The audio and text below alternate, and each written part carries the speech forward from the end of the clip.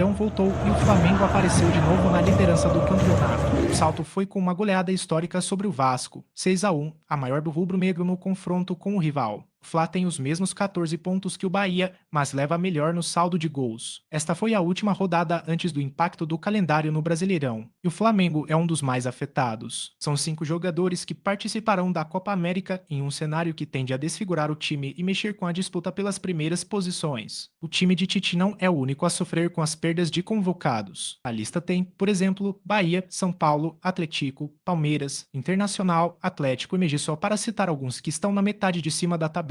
Ou seja, o Brasileirão reserva algumas surpresas a respeito do rendimento de alguns que largaram bem neste início de competição. Mas até agora, é preciso reconhecer a turma que tem se dado bem e o equilíbrio na tabela. A distância do primeiro ao quinto é de 1 ponto, e tem times mostrando consistência. O São Paulo de Zubeldia engatou 3 vitórias seguidas. O Gabigol VSF lutou, sem contar a requinte de crueldade que foi a goleada como um todo sobre o Vasco. Um capítulo específico no Maracanã marcou a vitória do Flamengo. O encontro que mudou da água para o vinho entre Gabigol e a torcida rubro-negra. Foi a primeira partida dele em campo com a camisa 99, a primeira vez efetivamente em ação desde o flagra na própria casa usando a camisa do Corinthians. A galera começou no Gabigol, VSF o meu Flamengo não precisa de você e terminou com o Gabigol voltou. A goleada do Fla ainda teve a ironia do gol de peito de Pedro, uma resposta a minutos após o goleiro Léo Jardim, do Vasco, defender um chute de longe de Cebolinha também de peito. O atropelo rubro-negro foi logo na estreia de Álvaro Pacheco como técnico do Vasco. E recepção. Ao circunflexo, Fabio Fluminense deixou pontos preciosos escaparem mais uma vez por causa de erros absurdos na saída de bola. A falha da vez foi do goleiro Fábio, que deu um prensentaço para Jadson fazer o gol do empate do Juventude no Maracanã. Com Diniz suspenso, coube ao auxiliar tricolor Eduardo Barros. As explicações, os erros técnicos são inerentes ao jogo. Todo jogo tem de maior ou menor incidência. Os elencos de 2022 e 2023 também cometeram erros técnicos em diferentes circunstâncias. Ele, aparente como o de hoje, chama mais a atenção da torcida, da imprensa. Mas a gente não pode reduzir o resultado a esse erro. O Romeroverso, melhor para o Oscar, os irmãos Romero finalmente se enfrentaram no futebol brasileiro. Gêmeos, Oscar e Ángel estiveram lado a lado, bugando a cabeça de alguns na vitória do Botafogo sobre o Corinthians, na Neoquímica Arena. Ou seja, Oscar levou a melhor. Exageraram e comprometeram a rodada do Brasileirão teve algumas entradas muito duras, que renderam cartões vermelhos após intervenção do VAR. A cabine de vídeo, inclusive, colaborou para a mudança de decisão dentro de campo,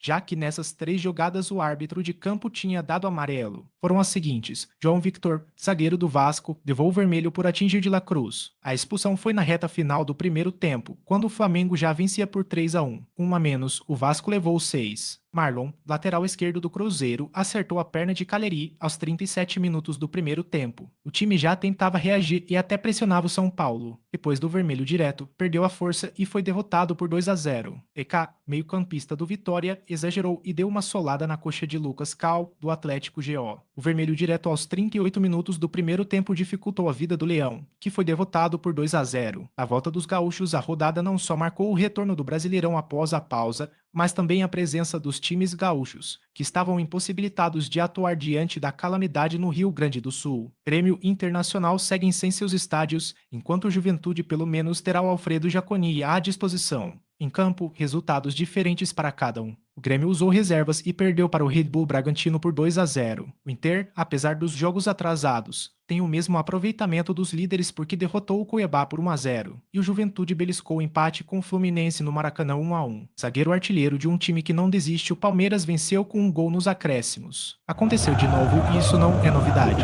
Gustavo Gomes fez gol.